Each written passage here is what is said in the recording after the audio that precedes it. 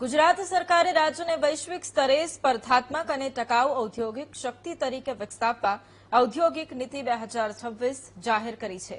આ નીતિ 1 જૂન 2026થી અમલમાં આવી ગઈ છે અને તેની મુદ્દત 5 વર્ષની રહેશે.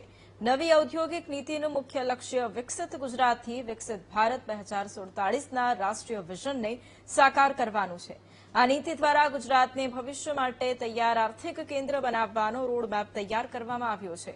નીતિના મુખ્ય લક્ષ્યો જોઈએ તો વેલ્યુ એડિશન, એડવાન્સ મેન્યુફેક્ચરિંગ અને ગ્લોબલ વેલ્યુ ચેઇન સાથે મજબૂત જોડાણ, હાઈટેક અને એડવાન્સ્ડ ટેકનોલોજી આધારિત ઉદ્યોગોને વિશેષ પ્રોત્સાહન આપવાનું છે.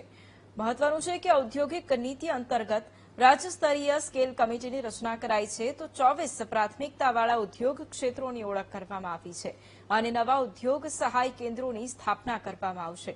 આ નીતિને આત્મનિર્ભર ભારત અને મેક ઇન ઇન્ડિયા અભિયાનને વેગ આપવા માટે મહત્વપૂર્ણ પગલું ગણવામાં આવી રહ્યું છે. આજે જાહેર થયેલી ઇન્ડસ્ટ્રીયલ પોલિસી 2026 માત્ર ઉદ્યોગો માટેની પ્રોત્સાહન યોજના નહીં, પરંતુ વિકસિત ગુજરાતથી વિકસિત ભારત 2047ના સંકલ્પને સાકાર કરતો સર્વગ્રાહી વિકાસ દસ્તાવેજ છે. શ્રી મોદી સાહેબે હંમેશથી વિકાસમાં ટેકનોલોજીના વિનિયોગ પર ભાર મૂક્યો છે. વિશ્વની અર્થવ્યવસ્થા ઝડપથી બદલાઈ રહી છે.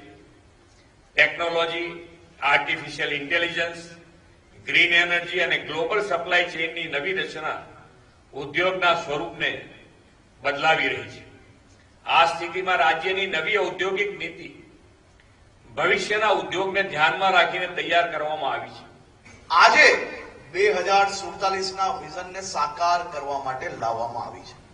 આ પોલિસીમાં ખાસ કરીને આદરણીય મુખ્યમંત્રીશ્રીએ અનેકવાર તમામ ઉદ્યોગોને સારી રીતે સરકાર કઈ રીતે મદદ કરી શકે, સાથે ઉભી રહી શકે, જેથી રાજ્ય બહાર કોઈ બી ઉદ્યોગોએ જવું ના પડે અને રાજ્ય બહારના મોટા ભાગના ઉદ્યોગોએ મારા રાજ્યના નાગરિકોને પકડવા પડે. તે માટે અનેક વાર કલાકો સુધી એમને આ વિષયમાં બેઠક લીધી છે.